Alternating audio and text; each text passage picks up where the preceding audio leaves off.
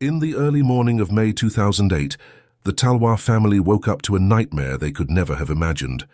When they went to wake their daughter, Aarushi Talwar, they were met with a sight so shocking it was hard to believe. The room was in chaos, and her parents were left in total disbelief. Her father fainted from the shock, while her mother stood frozen, unable to process what had just happened. What could have occurred in that room to leave them both shattered and speechless?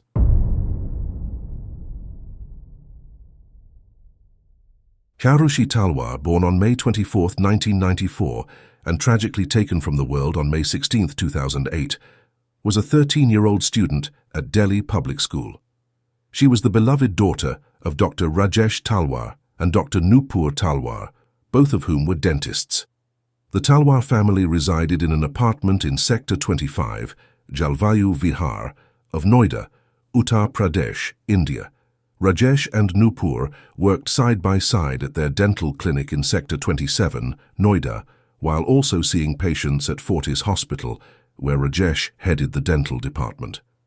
In addition to his clinical work, Rajesh taught at the ITS Dental College in Greater Noida. The Talwars were close friends with another dentist couple, Anita and Praful Durrani, who also lived in Noida. The Durranis shared the Noida clinic with the Talwars, with Rajesh and Anita working in the mornings from 9 a.m. to 12 p.m., and Nupur and Praful handling patients in the evenings from 5 p.m. to 7 p.m. Furthermore, both the Talwars and the Durranis operated a shared clinic in the Hauz Khas area of Delhi. The Talwars also employed Yam Prasad Banjad, known as Hemraj, as their live-in domestic help and cook. Hemraj hailed from the village of Darapani in the Arghakhanchi district of Nepal. On May 15, 2008, Nupur Talwar worked at her clinic from 9 a.m. to 1 p.m. After picking up her daughter, Aarushi, from school at around 1:30 p.m., they returned to their apartment in Jalvayu Vihar. Nupur's sister-in-law, Vandana Talwar, who was married to Rajesh's brother Dinesh, joined them for lunch. Afterward, Nupur and Vandana left, leaving Aarushi at home. Nupur worked at the Fortis Hospital from 4:30 p.m. to 7 p.m. and returned home by 7:30 p.m. Meanwhile, Rajesh Talwar taught at the ITS Dental College from 8:45 a.m. to 3:30 p.m., then attended to patients at his clinic until 8:30 p.m. Around 9:30 p.m., Rajesh and his driver, Umesh Sharma, arrived back at Jalvayu Vihar. Umesh dropped Rajesh off in front of the building and drove to park the car at Nupur's parents' house, which was nearby. Umesh returned to the Talwar residence at around 9:40 p.m. to hand over the car keys and Rajesh's bag to Hemraj, the family's live-in domestic help, who had prepared dinner. Umesh saw Nupur and Aarushi near the dining table and Rajesh coming out of his bedroom. He was the last known outsider to see Aarushi alive. After dinner, the Talwars went to Aarushi's room to give her a Sony DSC WD-130 digital camera, which had arrived earlier that day. Hemraj had received the camera via courier, and although Rajesh had planned to give it to Aarushi on her birthday, May 24th, Nupur suggested surprising her earlier. Aarushi took several photographs of herself and her parents, with the last one taken at 10:10 p.m. Afterward, Rajesh and Nupur retired to their room, while Aarushi stayed in hers. Around 11 p.m., Rajesh asked Nupur to turn on the internet router in Aarushi's room. When Nupur entered, Aarushi was reading The 3 Mistakes of My Life by Chetan Bhagat. Nupur switched on the router and returned to her room. Around the same time, Rajesh answered a call from the US on the landline in the couple's room, indicating the ringer was not silent. He then spent time browsing stock market and dentistry websites and sent an email. The last internet activity was recorded at 11:41:53 p.m. Around midnight, Aarushi's friend Anmol tried calling her on both her mobile phone and the Talwar's landline, but neither call was answered. At 12:30 a.m., he sent her an SMS, but it was never delivered to Aarushi's phone. The Talwar's apartment was designed with practicality and comfort, featuring 3 bedrooms, including a room for their domestic help, Hemraj. The apartment also had a drawing dining area and servants' quarters where Hemraj slept. Rajesh and Nupur occupied the master bedroom, while their daughter Aarushi had a room next to theirs. Hemraj's room had a distinct layout with two doors, one that opened into the apartment and another between the two outer grille doors leading outside. The apartment's entrance was secured by three doors, a metal grille gate, a mesh door in the middle, and a wooden door at the innermost point. On the morning of 16th May 2008, Bharati Mandal, the Talwar's housemaid, arrived at their apartment around 6 a.m., having only been employed for 6 days. Normally, Hemraj would greet her at the door, as Rajesh and Nupur were late risers, but this time, no one answered even after she rang the doorbell twice. She attempted to push open the outermost gate, but it wouldn't budge. After ringing the bell a third time, Nupur finally opened the inner wooden door. Through the mesh of the middle grille door, she spoke to Bharati, explaining that the door was locked from the outside and asking if she knew where Hemraj was. Bharati didn't have any information, so Nupur suggested that Hemraj had probably gone out to get milk and must have locked the door behind him. She asked Bharati to wait outside until he returned. However, Bharati did not want to wait and requested Nupur throw down the duplicate keys. Nupur instructed her to go downstairs so that she could toss the keys from the balcony. Nupur then called Hemraj's mobile phone, but the call abruptly ended. When she tried calling again, it appeared the phone was turned off. Nupur then told Bharati to check if the door was merely latched, not locked, but Bharati insisted that Nupur throw down the keys so she wouldn't have to climb the stairs again. Nupur eventually threw the keys to her. By this time, Rajesh had woken up and entered the living room. He noticed a nearly empty Scotch whiskey bottle on the dining table, which puzzled him. He asked Nupur who had left it there, and then his concern grew as he asked her to check Aarushi's room. Aarushi's room typically had a self-locking door that could only be opened from the inside or with a key from the outside. However, on that morning it was unlocked. When they entered the room, they were horrified to find Aarushi's lifeless body on her bed. Rajesh immediately began screaming, while Nupur, overwhelmed by shock, remained silent. After Bharati returned to the outermost gate, she pushed it again, and this time it opened without the key. She found that the middle door was latched but not locked, so she unlatched it and walked inside. Upon entering the apartment, she saw Rajesh and Nupur crying. Nupur asked her to come into Aarushi's room. Bharati stood at the entrance, watching as Nupur walked inside. Aarushi's body lay on her bed, covered with a flannel blanket. When Nupur pulled back the blanket, Bharati saw that Aarushi's throat had been slit. Both Rajesh and Nupur, visibly distraught, blamed Hemraj for Aarushi's murder in front of Bharati. Afterward, Bharati left the apartment to inform the neighbors about the tragedy. The Talwars began contacting their family and friends to share the devastating news. Punish Rai Tandon, a neighbor who lived one floor below the Talwars, called the security guard Virendra Singh, asking him to inform the police. By the time the police arrived, the apartment was filled with people, about 15 in the living room, and another 5 to 6 in the Talwar's bedroom, with Aarushi's room being the only one unoccupied. The crime scene had been thoroughly disturbed, with many people walking through the apartment before the police had arrived. The murder of a young girl in an upscale neighborhood quickly became the talk of the media, with reporters gathering outside the house by 8 a.m. On the morning of 16th May, the missing servant, Hemraj, quickly became the prime suspect in the murder of Aarushi. Rajesh Talwar, in his police complaint, directly blamed Hemraj for his daughter's death. He urged the police to focus on finding Hemraj rather than wasting time investigating the apartment, even offering a reward of 25,000 rupees for them to hurry to Hemraj's native village in Nepal. The police theorized that Hemraj, possibly drunk after consuming Scotch whiskey, entered Aarushi's room with intentions of sexual assault. When Aarushi resisted, he allegedly killed her with a kukri, a type of Nepali knife.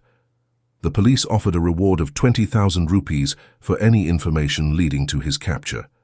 Around 8:30 a.m., Aarushi's body was taken for post-mortem by 2 Uttar Pradesh police constables, accompanied by Rajesh's brother Dinesh Talwar, his driver Umesh, and childhood friend Ajay Chadha. By 1 p.m., the body was returned and placed on ice slabs in the living room. Later, at 4 p.m., it was taken for cremation at the Antim Niwas crematorium. The Talwars later explained that they were in a hurry to cremate Aarushi because the body was rapidly decomposing, and the family elders were pushing for a quick cremation. The police confirmed that no further examination of the body was necessary at that point. However, the police became suspicious of the haste with which the Talwars' domestic staff cleaned Aarushi's room. In defense, the Talwars' compounder, Vikas Sethi, testified that he had received permission from the police, including a lady constable present at the crime scene, to clean the house. A portion of Aarushi's blood-stained mattress was cut out and sent to the forensics lab, along with other evidence like her pillow, bedsheet, and clothes. Later, Vikas Sethi testified that he, along with 3 others, attempted to dispose of the remaining mattress on the terrace but found it locked. They were then advised by an elderly woman to move it to the neighboring terrace. Rajesh's driver, Umesh, asked neighbor Punish Tandon for the key to the terrace. Punish had previously opened the terrace for Umesh at 4 p.m., who claimed he needed to dispose of ice for Aarushi's body. This time, Punish Tandon himself opened the terrace and watched as Umesh, Vikas Sethi and the others dragged the mattress over. Punish then locked the terrace door. On the morning of 16th of May, visitors to the Talwars' house observed bloodstains on the terrace door handle. Rajesh's former colleagues, Rajiv and Rohit, later informed the police that they had seen blood on the terrace door, its lock, and the staircase leading to the terrace. Rajiv, who had used the stairs to access the terrace during his visit, confirmed the stains. However, several other witnesses, including police officers, Rajesh's driver Umesh, neighbor Punish Rai Tandon, maid Bharati Mandal, and compounder Vikas Sethi, all claimed that they had not noticed any blood on the staircase in the morning. This discrepancy suggested that the bloodstains might have been caused by the group that moved Aarushi's mattress to the terrace later that day.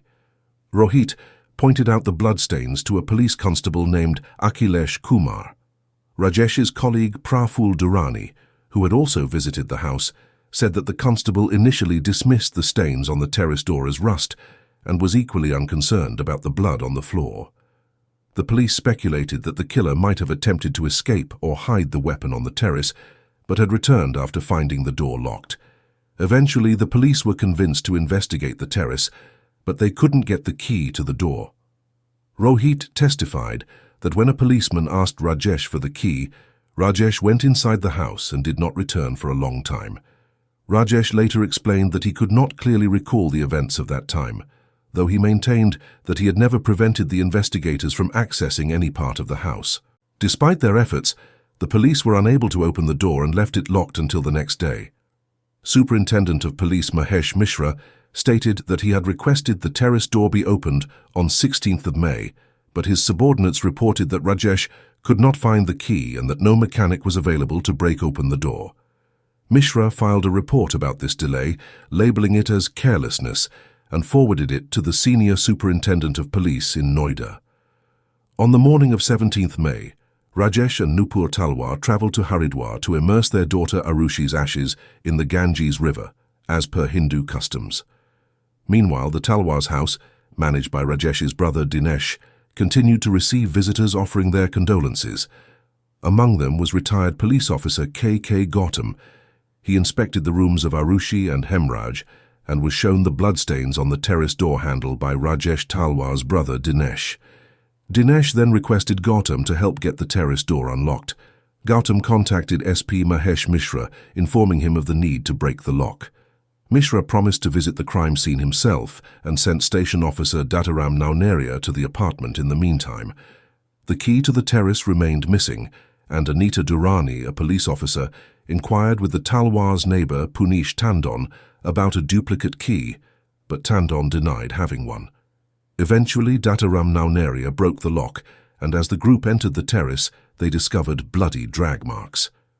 At around 10:30 a.m., they found a body in an advanced stage of decomposition lying in a pool of blood. Dinesh Talwar, unable to identify the body, called Rajesh and Nupur, who were on their way to Haridwar, asking them to return. SP Mahesh Mishra also arrived at the scene. Upon their return, Nupur chose not to enter the house, sitting in the car with Aarushi's ashes, considering it inauspicious to take them inside. Rajesh went upstairs to identify the body, but told the police he couldn't be certain it was Hemraj due to the severe injuries and decomposition. Later, a friend of Hemraj confirmed the body as his. Every one of them was shocked. Initially, they suspected Hemraj as murderer, but now he also became one of the victims of that horrific crime. This case was becoming more and more complex as the investigation went on. Rajesh and Nupur resumed their journey to Haridwar, returning the same day. At the Haridwar temple, Rajesh recorded Aarushi's time of death as 2 a.m. in the priest's records. Hemraj's autopsy was conducted later that night by Dr. Naresh Raj. The failure of the UP police to immediately secure the crime scene on the morning of 16th of May 2008 significantly compromised the investigation. By allowing numerous individuals, including media personnel, to freely roam the apartment, critical evidence was likely contaminated, moved, or destroyed before the forensic team could arrive to collect it. The CBI later highlighted that around 90% of the potential evidence at the crime scene was destroyed due to this negligence. In a criminal investigation, especially one involving a murder, securing the crime scene is a crucial step in preserving any physical evidence that might help identify the perpetrator and reconstruct the events leading to the crime. The post-mortem reports indicated that both Aarushi and Hemraj were killed between 12 a.m. and 1 a.m. on 16th May 2008. They were first struck with a heavy blunt object, which caused U-V-shaped injuries that ultimately led to their deaths. Following the blunt force trauma, their throats were slit with a sharp weapon. Notably, there were no signs of asphyxia, suggesting that the cause of death was primarily from the blunt force injuries and the slashing of the throats. After Hemraj death, police started suspecting Aarushi's parents. In 2012, after Aarushi's parents, Rajesh and Nupur Talwar, were charged with their daughter's murder, the Central Bureau of Investigation claimed that one of Rajesh's golf clubs could have been the weapon used for the blunt force injuries. According to the CBI, the dimensions of the striking distance of a golf club closely matched the size and shape of the injuries found on the victims. Dr. Sunil Dohre, a forensic expert, testified that the blunt force injuries could have been caused by a golf club. However, this claim was contested by the defense. The Talwar's lawyer argued that the golf club could not have caused the hairline fracture found on Aarushi's forehead, and they brought in Dr. R.K. Sharma, another forensic expert, to testify that the fracture was inconsistent with the golf club's characteristics. Dr. Sharma suggested that the fracture might have been caused by a different type of blunt force or object. This conflicting testimony about the weapon used highlights the ongoing controversy and lack of conclusive forensic evidence in the case. While the CBI's suggestion of a golf club was one possibility, the defense raised doubts about its accuracy, leading to further questions about the true sequence of events surrounding the murders. The lack of clear physical evidence linking the golf club to the injuries remains a key point of contention in the case. The investigation into the murder of Aarushi Talwar raised numerous questions regarding the weapon used and the circumstances of her death. Both Aarushi and Hemraj had their throats slit with precision, but the weapon responsible for this was never found. Forensic scientists initially stated that the wounds appeared to be inflicted with clinical precision, cutting the windpipe and the left common carotid artery, which supplies blood to the brain. This suggested a level of skill in the attack, as the cuts were made in a way that maximized damage to vital areas. The first assumption by the Noida police was that a surgical knife was used for the slitting of their throats. However, the investigation later shifted focus to a different weapon. By June 2008, the CBI suspected a kukri, a traditional Nepali knife, was considered as the weapon. But by 2013, the CBI reverted to the idea that a surgical instrument might have been used, citing the theory that Aarushi's parents, Rajesh and Nupur Talwar, may have had access to surgical tools through their dental education. The defense disputed this claim, stating that a dentist's scalpel was too delicate to cause such deep cuts, and suggested that a surgical scalpel, not typically used by dentists, a kukri might have been used instead. In addition to the question of the weapon, the forensic findings raised other points of concern. Aarushi's body had no signs of sexual assault, as indicated by the post-mortem report, which found nothing abnormal in her genital area. However, the presence of a whitish discharge was noted, which led to further testing. Initially, this sample was sent for pathological examination, and the results showed no semen. Later, when the sample was tested by the CBI, there were concerns that it had been contaminated, though it was concluded that the contamination was unintentional. A gynecologist later testified that such discharge was typical in young girls after the onset of menstruation, further explaining the findings. Aarushi's clothing also presented an unusual situation. Her pajamas were untied, and her body showed signs of being moved post-mortem, as evidenced by a wet patch on the bedsheet near her pelvic area, but not on her pajamas or underwear. The CBI speculated that her private area might have been cleaned after her death and her pajamas pulled up. Additionally, the findings about her hymen being ruptured and her vaginal area being unusually dilated were introduced later. However, these were considered subjective and not conclusive, especially since they were not included in the initial post-mortem report. The investigation into Hemraj's death uncovered several intriguing and conflicting pieces of evidence, suggesting a complex scenario. Hemraj's body was found on the terrace, with evidence indicating that it had been dragged approximately 20 feet from the location where he was originally killed. This was supported by blood trails and abrasions on his elbows. The body appeared to have been dragged toward the air conditioning unit, with the blood concentrated near the unit. Forensic experts concluded that the body was likely covered in a bedsheet before being dragged. This raised suspicions that Hemraj might have been killed elsewhere and then moved to the terrace, though further testing suggested no bloodstains were found beyond the terrace, leading the CBI to believe he was likely killed there. Investigators found other curious evidence on the terrace, including a blood-stained palm print that was identified as Hemraj's, but could not be linked to any suspect.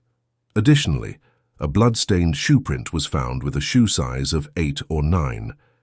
Despite the blood evidence, there were discrepancies in the handling of the case, including the failure to properly investigate hair found in Hemraj's mouth, which could have belonged to the killer. Another oddity in the case was the discovery of Hemraj's stomach contents. Unlike Aarushi, whose stomach contained undigested food, Hemraj had only a small amount of liquid in his stomach, suggesting he had not eaten dinner. This was consistent with the fact that his meal was found untouched in the kitchen the following morning. In a strange twist, a CBI witness, Dr. Naresh Raj, testified that Hemraj's penis was swollen when his body was brought for autopsy, which he suggested might indicate that Hemraj was in the middle of, or about to engage in, sexual intercourse. However, the defense countered this by citing a medical book that claimed such post-mortem swelling was normal, a view that Dr. Raj admitted was based more on personal experience than on medical authority. Further inconsistencies were found in the statements of police officer K.K. Gautam, who had initially described Hemraj's room as containing glasses with liquor in them and a mattress showing signs of 3 people having been present. However, when he testified in 2012, he denied making these claims, stating that his statements had been distorted by the investigating officers to fit a particular line of inquiry. All of this conflicting evidence created more questions than answers, contributing to the complexity and ambiguity surrounding Hemraj's murder in the larger context of the Aarushi Talwar case. Usha Thakur, a social worker, confirmed that 5 days before Hemraj's murder, he had confided in her about fearing for his life and the safety of his loved ones. According to Usha, Hemraj had expressed concerns about a threat to his life, although she could not take any action at the time due to a family emergency that required her to rush to Bangalore. This statement from Usha Thakur added to the suspicion surrounding Hemraj's possible awareness of a danger to his life, which could have been linked to the tensions he had with the Talwars, as later claimed by his wife. Hemraj's wife, Kumkala, added a significant layer of suspicion to the case when she alleged that the Talwars may have been involved in her husband's murder. According to her, Hemraj had confided in her about his strained relationship with Rajesh Talwar, whom he reportedly described as short-tempered and abusive. She claimed that Hemraj had even mentioned being threatened by Rajesh and his family for allegedly leaking family secrets. Kumkala also recounted a phone call Hemraj made to her 15 days before his death, in which he expressed fear for his life and mentioned the Talwars' suspicions of him. In her plea to the CBI court in 2011, Kumkala emphasized that Hemraj had been frustrated with the Talwar's behavior and had been considering finding a new job. Additionally, she revealed that Hemraj had not sent any money to his family since December 2007, claiming that the money was kept with the Talwars. After his death, the Talwars reportedly did not send any of the money owed to her. She attributed her delayed revelations to her faith in the judicial system and her lack of awareness due to her poor background. This testimony added another layer of intrigue to the investigation, suggesting a possible motive for the Talwars to be involved in Hemraj's murder based on personal tensions and financial issues. The investigation into the murders of Aarushi Talwar and Hemraj revealed several pieces of evidence that added complexity and raised suspicion. Hemraj had served himself dinner around 10:30 p.m., but the meal remained uneaten, and his bed was still tidy in the morning, suggesting he did not go to sleep that night, possibly because he was killed before he had the chance. A Ballantine's Scotch whiskey bottle found on the dining table was stained with blood, which DNA tests confirmed belonged to both Aarushi and Hemraj. The bottle, which came from a minibar hidden behind a wooden panel, indicated that whoever retrieved it was familiar with the house, but no clear fingerprints were found on it despite being seized early in the investigation. Constable Chunilal Gautam, who took the first photographs of the crime scene, also collected 26 fingerprints, but 24 were improperly gathered and could not be preserved, leaving only 2 usable prints which did not match any suspects. Notably, Gautam failed to take fingerprints of Aarushi. Additionally, Arushi's camera had several photographs, but 18 of them were deleted, which led the CBI to consider the possibility that someone other than Aarushi may have deleted them. Nupur Talwar, Arushi's mother, offered a simpler explanation, suggesting that Aarushi herself had deleted the photos she didn't like. Further complicating the case, around 3:43 a.m., several hours after Arushi's murder, the internet router in Arushi's room switched off, likely due to either a power cut or manual intervention. There was no power cut that night, and the router was switched on again at 6:01 a.m., with unexplained on-off activity throughout the day. The CBI deemed this evidence unreliable, though it remained a point of interest in the investigation. These pieces of evidence point to inconsistencies in the investigation process and highlight the challenges in establishing a clear timeline and motive for the murders.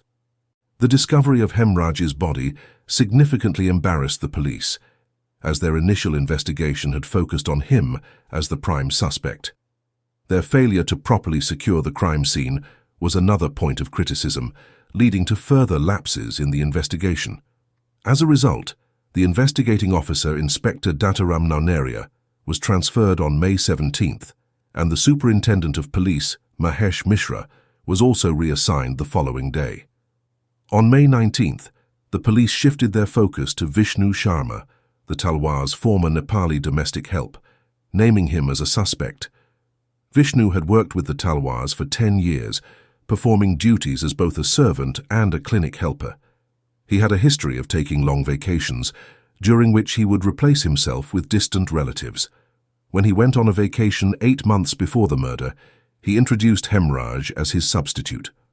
However, upon his return, he discovered that Hemraj had been kept on permanently, which may have sparked his anger. The police speculated that Vishnu, upset over losing his job to Hemraj, might have killed him, and Aarushi may have been murdered to silence a potential witness. Vishnu, along with other former servants of the Talwars, was taken into custody, but no evidence linking him to the murders was found. It was later confirmed that Vishnu was in Nepal at the time of the murders, clearing him of suspicion. On May 21st, the Delhi police joined the Uttar Pradesh police in the investigation. By this time, both the police and the media had started to suspect the Talwars for several reasons. First, the distance between the beds of Aarushi and her parents was around 7 to 8 feet, yet the parents claimed they did not hear anything and slept through the murders. Additionally, there was no sign of forced entry into Arushi's room, which was typically locked at night. The key, usually kept by Nupur beside her bedside, was found in the living room after the murder, and the parents could not explain how the murderers gained access to it. On the morning of May 16th, Rajesh asked the police to stop focusing on his house and instead pursue Hemraj. even offering to cover the costs of the police's visit to Hemraj's native village in Nepal. This was perceived as a diversionary tactic. Rajesh also ignored the police's request for the key to the terrace door. The attempt to hide Hemraj's body on the terrace, including covering it with a cooler panel and hiding the iron grill with a bedsheet, led the police to suspect that the Talwars planned to blame Aarushi's murder on Hemraj and dispose of his body later. However, the constant media attention and a flow of visitors made it impossible for them to do so. When Hemraj's body was discovered, Rajesh told the police he could not identify it. The crime scene appeared to have been staged. Aarushi's bedsheet was undisturbed, and her body had been covered with a white flannel blanket. There were no bloodstains on nearby toys, a school bag or a pink pillow, suggesting these items had been placed there after the murder. The family also showed undue haste in cremating Aarushi's body and cleaning the crime scene on May 16th. Some visitors remarked that the parents did not display shock or grief, and SP Mahesh Kumar Mishra noted that they appeared very nervous when questioned on May 16th. Furthermore, during May 16th to 17, there were a series of telephonic conversations between K.K. Gautam, Dr. Sushil Chaudhary, and Rajesh's brother Dinesh Talwar. Gautam later claimed that Chaudhary, a friend of Dinesh, had asked him to remove any mention of sexual assault from the post-mortem report. Finally, it was revealed that Hemraj had spoken of a threat to his life before his death, leading the police to suspect that he might have known about Rajesh's alleged extramarital affair, and that Rajesh may have threatened him to keep quiet. On May 22nd, the police began investigating the Talwars as suspects. Inspector General Gudarshan Singh of Meerut speculated that Hemraj was the main target of the killing, suggesting that he knew about Rajesh's alleged extramarital affair and had been blackmailing him. Singh proposed a possible sequence of events where Rajesh took Hemraj to the terrace, killed him, and then murdered Aarushi to silence her as a witness. However, Singh also emphasized that no arrests would be made without solid evidence. On May 23rd, Rajesh and Nupur were separated and taken to the police lines. Rajesh was arrested and later claimed that he was coerced into signing a confession, and police allegedly threatened him with violence if he refused. Meanwhile, Singh held a press conference and accused Rajesh of killing Aarushi and Hemraj to cover up his affair with Praful's wife, Anita Durrani, citing Aarushi's objection to the affair and a possible connection with Hemraj. Singh also claimed that Aarushi had confided in Hemraj, and the two were found in an objectionable position when Rajesh returned home. In response to public criticism, Singh modified his theory to suggest that Rajesh killed Aarushi after she confronted him about his affair, while Hemraj was murdered for being a witness. The police also accused Nupur of helping cover up the crime, alleging that she had called Hemraj's phone to mislead the investigators. Many of their friends distancing themselves from the family.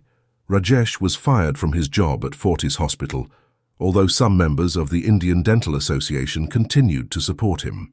The police continued to search for evidence, seizing Rajesh's laptop and Aarushi's computer hard drive. They selectively released emails from Aarushi that they claimed indicated her strained relationship with her father. Media reports further spread allegations, including one that claimed the Talwars were part of a wife-swapping club, and that Hemraj had called someone in Dubai related to the club the night before the murders. These claims were refuted by the Talwars and the CBI. Despite the character assassination of Aarushi, her friends and relatives rallied in her defense, condemning the police and media for tarnishing her name. Rajesh Talwar claimed that he was being framed by the police to cover up their botched investigation. On 31st May, at the request of Aarushi's parents, the case was transferred to the Central Bureau of Investigation, with Joint Director Arun Kumar leading the investigation. The Talwars provided counter-arguments to the various points that had made them the prime suspects. Regarding the claim that they slept through the murders, the Talwars explained that the noise from 2 air conditioners in their bedroom and Aarushi's room could have prevented them from hearing any sounds from outside. Additionally, Aarushi had a throat infection, which would have prevented her from screaming loudly. A sound expert team later recreated the noise level from the air conditioners and confirmed that it was plausible the Talwars did not hear the murders. A forensic expert also stated that Aarushi likely lost consciousness immediately after the first blow, making it unlikely she could have screamed for help. In response to the theory that Rajesh murdered Aarushi and Hemraj in a fit of anger upon finding them together, the Talwars pointed out that later evidence showed that Hemraj had been killed on the terrace, which contradicted the idea that Rajesh killed him after seeing him in Aarushi's room. Rajesh's driver testified that the clothes Rajesh wore on the morning of 16th May were the same as the ones he wore the previous night, which matched descriptions from other witnesses. There was no blood from Hemraj on Rajesh's clothes, and Nupur's clothes also showed no blood, suggesting that the murders were not a result of sudden provocation. The Talwars denied any involvement in an honor killing, pointing out that they came from liberal, educated families and had an intercaste marriage. Regarding the alleged undue haste in cremating Aarushi's body and cleaning the crime scene, the Talwars explained that they did not dress up the crime scene, and any cleaning was done after receiving permission from the police. They also clarified that the police had confirmed that no further analysis of the body was necessary, which led to Aarushi's cremation due to decomposition.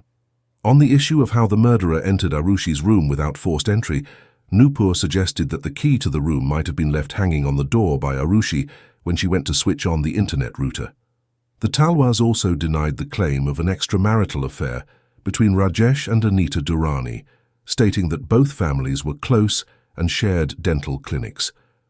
Other evidence in favor of the Talwars included the absence of their fingerprints on the Scotch whisky bottle or the blood-stained clothes, and Rajesh's insistence that the police focus on Hemraj as the prime suspect due to his disappearance. Rajesh also explained his inability to identify Hemraj's body, which had decomposed significantly. He recalled noticing a New York label on the T-shirt, which helped confirm the identity after consulting Nupur. The CBI conducted polygraph tests, brain mapping tests, and narco-analysis on the Talwars, all of which they passed without evidence of lying. Their relatives and friends testified that they displayed appropriate grief after the murders.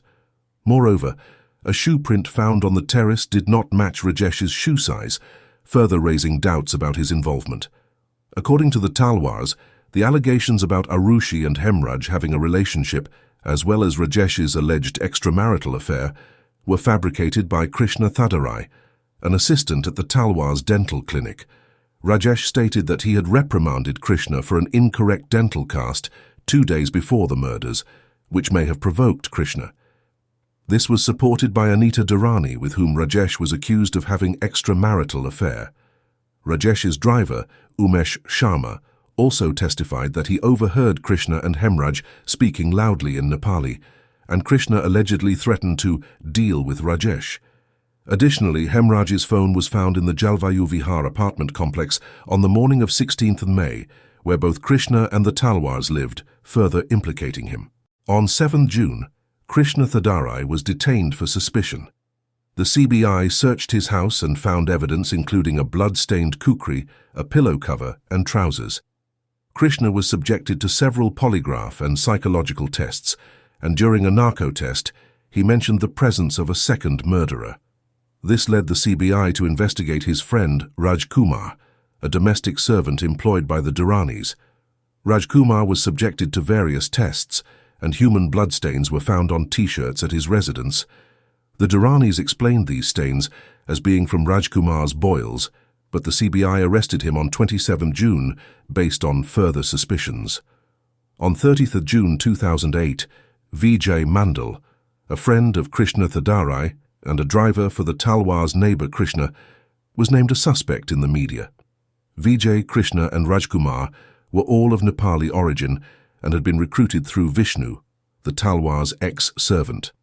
Rajkumar later confessed to the murders during a second narco-analysis test on 9th July, and Vijay Mandal was arrested shortly thereafter. The CBI later claimed that the suspects had watched a Nepali song on TV in Hemraj's room on the night of the murders.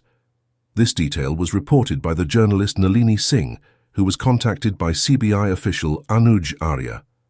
The information was found to match the suspect's statements during the narco tests, but the CBI did not make the test transcripts public, leading to conflicting reports and confusion regarding the events. On 11th of July 2008, CBI's Arun Kumar held a press conference stating that while no evidence had been found against Rajesh Talwar, the case remained unsolved. He added that although the narco tests pointed to Krishna Thadarai, Rajkumar and Vijay Mandal as prime suspects, no corroborative evidence had been found. The inconsistencies in the suspects' testimonies and the lack of clear evidence made the investigation challenging. The sequence of events surrounding the Aarushi and Hemraj murders, as reconstructed by the CBI based on narco tests, suggests that Hemraj invited Krishna, Rajkumar and Vijay Mandal to his servant quarters at the Talwar's apartment around midnight. The four men began drinking beer, during which Krishna expressed anger over his humiliation by Rajesh Talwar and his desire for revenge. The versions of what happened next differ according to the narco tests. According to Rajkumar, Aarushi threatened to expose their involvement with her father, prompting Krishna to kill her with a kukri. The suspects then killed Hemraj when he threatened to expose them, and they destroyed the mobile phones of both victims. Krishna's versions vary. One version involved Rajkumar trying to sexually assault Aarushi, which led Krishna to kill her, and later they killed Hemraj to silence him.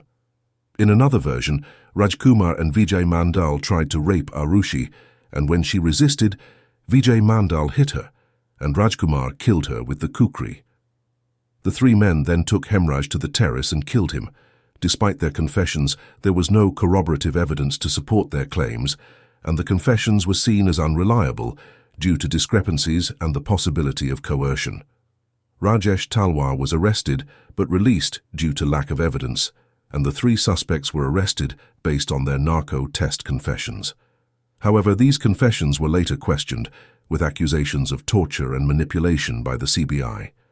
Alibis for the suspects were presented, with Krishna's family and landlord claiming he was at home, Vijay Mandal being seen in his employer's garage, and Rajkumar's employer stating he was at their house until 12:30 a.m. The CBI's investigation also faced issues with physical evidence. No DNA or fingerprints were found on key items, and a kukri recovered from Krishna's room showed no signs of human blood. Additionally, a report from CDFD Hyderabad initially indicated that blood on a pillow from Krishna's residence matched Hemraj's blood, but this was later dismissed by the CBI as an error. Despite the leaks and complications in the investigation, the case remained unsolved due to the unreliability of the evidence and confessions. In January 2011, the Talwars asked the court to stop the CBI from closing the case, but the court rejected their request. Later, the CBI charged Rajesh and Nupur Talwar with the murders. The Talwars went to the Allahabad High Court and then to the Supreme Court, but both courts refused to cancel the charges. The trial started in May 2013, with the CBI accusing the Talwars and their defense lawyers questioning the evidence. The Talwars requested access to some test results, but the Supreme Court said they couldn't use them in court. In August 2012, it was revealed that a CBI officer had been sending emails using a fake ID of Hemraj, which the Talwars said was a trick to pressure them. The Talwars also asked for DNA tests on some evidence, but were told they weren't reliable. The CBI suggested that the Talwars had tampered with evidence, but the Talwars denied this, saying the work was done after the murders and with permission. In court, the CBI claimed Rajesh Talwar killed Aarushi and Hemraj after seeing something in their room. The court convicted the Talwars in November 2013, sentencing them to life in prison. However, the Talwars maintained their innocence, claiming the trial was unfair. They appealed to the Allahabad High Court, which acquitted them in October 2017, saying there was not enough evidence to prove they were guilty. Even though the Talwars were acquitted, Hemraj's family still believes they are guilty. In March 2018, the CBI appealed the acquittal to the Supreme Court, which agreed to hear the case in August 2018. The case has raised concerns about the fairness of the justice system in India. The question was, who killed Aarushi and Hemraj, and what was the motive behind that? It remained a mystery. Leave your opinions in the comment section, and thanks for watching.